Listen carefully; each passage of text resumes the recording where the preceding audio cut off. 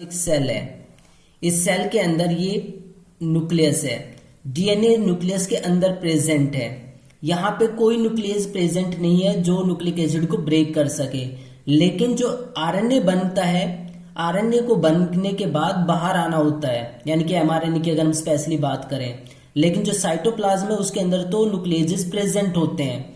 ऐसे केस में जो बाहर एमआरएनए बन के आ रहा है उसको आसानी से ब्रेक डाउन किया जा सकता है। और अगर एमआरएनए जिसके ऊपर सारी इंफॉर्मेशन है प्रोटीन को बनाने वाली, अगर ये एमआरएनए ब्रेक डाउन हो जाता है तो उस केस में जो पर्पज है एमआरएनए को बनाने का वो कंप्लीट नहीं होता है। इसलिए इसकी स्टेबिलिटी काफी इंपॉर्टेंट है। जब तक इसकी कोडिंग से या इसकी इंफॉर्मेशन से रिक्वायर्ड प्रोटीन्स नहीं बन जाती है, जब तक वो एक्सप्रेस नहीं कर जाता है। इसलिए यहाँ पे कैपिंग और टेलिंग की हम बात करते हैं और उसके स्टेबिलिटी के प्रोटेक्शन की बात की जाती है। तो ये जो टेलिंग है ये प्रोवाइड करते हैं इसको प्रोटेक्शन अगेंस्ट एक्सोन्यूक्लियसेस। एक्सोन्यूक्लियसेस वो एंजाइम होते हैं जो एंड से ब्रेक करना स्टार्ट करते हैं, वन बाय वन न्यूक्लियोटाइड निकालते रहते हैं और पूरे न्यूक्लिक एसिड को ब्रेक डाउन कर देते हैं। इसलिए यहां पे टेलिंग जो है वो प्रोटेक्शन का काम करती है। तो कैपिंग और टेलिंग दोनों स्टेबिलिटी या प्रोटेक्शन प्रोवाइड करती है। उसके बाद नेक्स्ट थिंग आती है, ये तो आगे आपका जो एनसीईआरटी पार्ट है। इसके अलावा मैंने एक और पार्ट बताया था कैपिंग और टेलिंग के अलावा, that is the nucleotide modifications. Nucleotide modifications ये भी आरएनए प्रोसेसिंग में आता है, यानी कि जो न्यूक्लियोटाइड आरएनए को बनाते हैं उसके अंदर काफी सारे चेंजेस भी होते हैं। अब सबसे ज्यादा चेंज या सबसे ज्यादा न्यूक्लियोटाइड का मॉडिफिकेशन किसके अंदर होता है? That is tRNA. TRNA undergoes sewer nucleotide modifications. इसके अंदर सबसे ज्यादा न्यूक्लियोटाइड्स का मॉडिफिकेशन होता है। इसमें क्या क्या मॉडिफिकेशन होते हैं? जैसे मिथाइलेशन, मिथाइल ग्रुप का एडिशन होना, मिथाइलेशन यहां पे होता है। इथाइलेशन होता है, डीएमिनेशन होता है। ये सारे चेंजेस होते हैं और यहां पे इनके मॉडिफिकेशन से स्पेशल टाइप के मॉडिफाइड न्यूक्लियोटाइड बन जाते हैं। मॉडिफाइड न्यूक्लियोटाइड, जो मॉडिफाइड न्यूक्लियोटाइड है जो जनरली टीआरएनए के अंदर प्रेजेंट होते हैं वो है, इसमें काफी तरह के जो न्यूक्लियोटाइड है मॉडिफाइड होके बनते हैं, लाइक डाईहाइड्रोयूरासिल, डाईहाइड्रोयूरासिल एक तो ये बन जाता है। दूसरा सूडोयूरासिल, ये भी एक मॉडिफाइड न्यूक्लियोटाइड होता है। इसके अलावा इनोसाइन, तो ये मॉडिफाइड इनोसाइन मॉडिफाइड न्यूक्लियोटाइड हैं जो प्रेजेंट होते हैं एक टीआरएनए के अंदर। तो ये सारे चेंजेस है जो एक पर्टिकुलर प्राइमरी ट्रांसक्रिप्ट शो करता है। स्प्लाइसिंग उसमें होती है, कैपिंग होती है, टेलिंग होती है, न्यूक्लियोटाइड का मॉडिफिकेशन होता है। इन सारे मॉडिफिकेशन के बाद जो प्राइमरी ट्रांसक्रिप्ट है अब वो मैच्योर या फंक्शनल आरएनए में चेंज हो जाता है, जिसको हम बोलते हैं एमआरएनए। और एमआरएनए बनने के बाद उसको साइटोप्लाज्म के अंदर ट्रांसपोर्ट कर दिया जाता है। Now that is the mRNA. अब एमआरएनए किसको हम बोल सकते हैं? The fully processed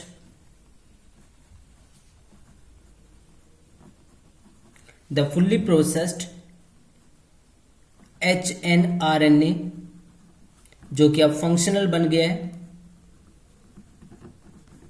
the fully processed hnRNA is known as mRNA.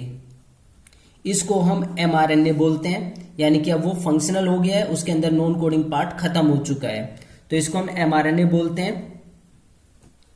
MRNA is transported into the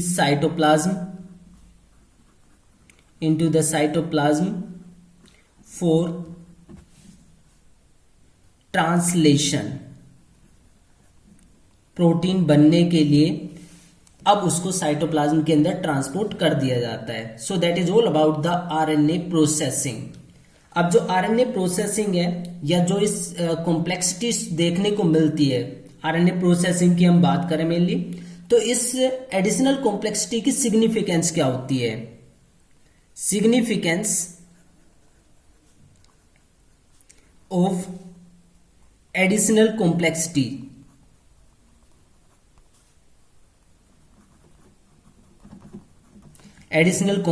that is RNA processing. जो आरएनए प्रोसेसिंग है उसकी सिग्निफिकेंस क्या है, क्या इससे बेनिफिट मिलता है, ये जो कॉम्प्लेक्सिटी है वो क्या रिप्रेजेंट करती है? तो इसकी सिग्निफिकेंस है सबसे पहले the split gene arrangement. Split gene arrangements represent an ancient feature of the genome। Ancient feature of the genome, इसका मतलब क्या हुआ? Split gene arrangement, split gene का मतलब है जिसमें कोडिंग और नॉन कोडिंग दोनों पार्ट प्रेजेंट होते हैं। तो जिसमें कोडिंग और नॉन कोडिंग पार्ट दोनों प्रेजेंट हैं वो एंशियंट फीचर कैसे रिप्रेजेंट करता है जीनोम को? तो जीनोम में जो नॉन कोडिंग पार्ट है, इसका मतलब ये हुआ कि एंशियंट टाइम में नॉन कोडिंग पार्ट कोई ना कोई काम तो करता ही होगा, लेकिन अब उसके काम की जरूरत नहीं है। तो इसका मतलब ये जो जीनोम है ये काफी पुराना है, काफी एंशियंट टाइप का है, ये बात यहां से क्लियर हो जाती है। तो split gene arrangement ancient feature को रिप्रेजेंट करती है। The presence of introns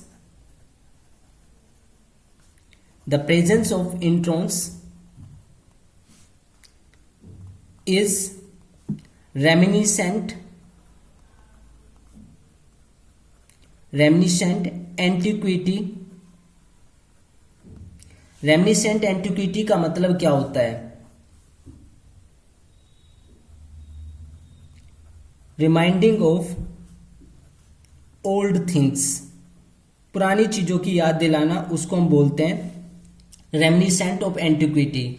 तो जो इंट्रॉन्स है वो उसके एंशियंट नेचर को रिप्रेजेंट तो करता ही है, साथ में and the process of splicing represent the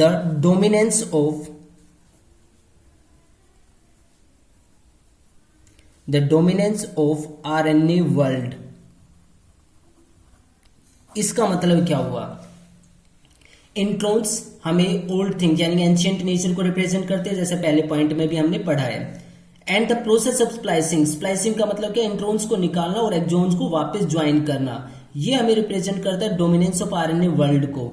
यानी कि नॉन कोडिंग पार्ट तो डीएनए में भी प्रेजेंट थे, उसी से तो आरएनए बना है, तो ये नॉन कोडिंग पार्ट तो डीएनए में भी कट करके निकाले जा सकते थे, लेकिन ये वहां पे कट नहीं किए गए, बल्कि डीएनए से जो आरएनए बना उसके अंदर कट करके निकाला गया है। तो इसकी वजह क्या है? क्योंकि जो राइबोन्यूक्लियोप्रोटीन्स, स्मॉल राइबोन्यूक्लियोप्रोटीन जो इनको कट करके निकालते हैं इंट्रॉन्स पार्ट को, वो आरएनए के स्ट्रक्चर के अकॉर्डिंग इवोल्व हुई है, ना कि डीएनए के अकॉर्डिंग। तो इसका मतलब ये हुआ कि आरएनए पहले बना था और उसके बाद ही उससे डीएनए बना था। तो ये चीज जो स्प्लाइसिंग प्रोसेस है ये आरएनए की डोमिनेंस को या आरएनए के एंशियंट नेचर को शो भी करती है। तो ये दो सिग्निफिकेंस बन जाती है इस एडिशनल कॉम्प्लेक्सिटी की। लास्ट में ये जो ट्रांसक्रिप्शन जो यूकैरियोट्स में होती है वो किस तरीके से होती है? बिल्कुल वैसे ही जैसे प्रोकैरियोट्स में होती है। यहाँ पे डबल स्टैंडर्ड हमारे पास डीएनए है, ब्लू स्टैंड और रेड स्टैंड। रेड स्टैंड की यहाँ पे कोपिंग हो रही है, यानी कि रेड स्टैंड टेम्पलेट स्टैंड है और ब्लू कोडिंग स्टैंड है। ये एंजाइम है, यहाँ पे आपको 5 छोटे छोटे स्पीयर्स इसमें दिख रहे हैं, ये ट्रांसक्रिप्शन फैक्टर्स है। प्रोकैरियोट्स में जनरली यहाँ पे सिग्मा फैक्टर था, लेकिन यहाँ पे दूसरे ट्रांसक्रिप्शन फैक्टर्स है। ये ऐड होते हैं। ये वाला जो पार्ट है ये पूरा आरएनए जो अभी बन के बाहर निकल आया, छोटा सा पार्ट ही सिर्फ एंजाइम के साथ जुड़ा होता है। अब इसमें जो स्टैंड बाहर निकल के आया, इसमें आपको रेड और येलो पार्ट देखने को मिल रहे हैं। जो इसमें रेड पार्ट है ये रिप्रेजेंट करता है इंट्रॉन्स को और येलो पार्ट रिप्रेजेंट करता है इसमें एक्सॉन्स पार्ट को।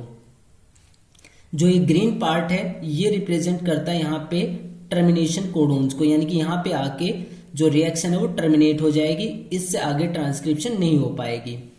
अब जैसे ये जो mRNA की बात करें तो इसके ऊपर एक कैप लग चुकी है, दैट इज 7-मिथाइल ग्वानोसाइन ट्राइफॉस्फेट। ये कैप लग चुकी है जो इसको प्रोटेक्शन प्रोवाइड करती है। जैसे यहाँ पे एंजाइम पहुंचता है, आरएनए कट ऑफ होके बाहर निकल गया है, इसके अंदर एक्सॉन्स और इंट्रॉन्स दोनों पार्ट प्रेजेंट हैं। अब इसमें सबसे पहले स्प्लाइसिंग होती है, यानी कि जो इंट्रॉन्स पार्ट है उनको रिमूव कर दिया जाता है। ये रिमूव करने का तरीका है, ये रिमूव हो गया है। जो मैंने आपको बताया था कि इसमें जो स्प्लाइसोसोम्स बनते हैं, यानी कि जो स्मॉल न्यूक्लियर राइबोन्यूक्लियोप्रोटीन्स बनते हैं, वो इसके जीयू और एजी पार्ट जो इंट्रॉन्स के दोनों साइड में होते हैं उसको कट करके और इस तरीके से रिमूव कर देते हैं और फिर exon end to end join कर जाते हैं। ये निकलने के बाद ये पूरा पार्ट ज्वाइन कर गया। यहाँ पे कैपिंग भी स्टार्ट हो गई है, सॉरी टेलिंग भी स्टार्ट हो गई है, जो पॉली ए टेल बनती है जिसमें 200 to 300 एडेनाइलेट रेजिड्यू ऐड कर दिए जाते हैं। तो इस तरीके से ये हमारे पास mRNA बन चुका है जो फंक्शनल है। जो स्टार्टिंग में बना था ये प्राइमरी ट्रांसक्रिप्ट था, तो प्राइमरी ट्रांसक्रिप्ट में चेंज होने के बाद हमारे पास ये फंक्शनल आरएनए बनता है जिसको हम mRNA बोलते हैं, और ये सेल के साइटोप्लाज्म में ट्रांसफर कर दिया जाता है फर्दर प्रोसेसिंग के लिए या आगे के चेंजेस के लिए। So that is all about the transcription process.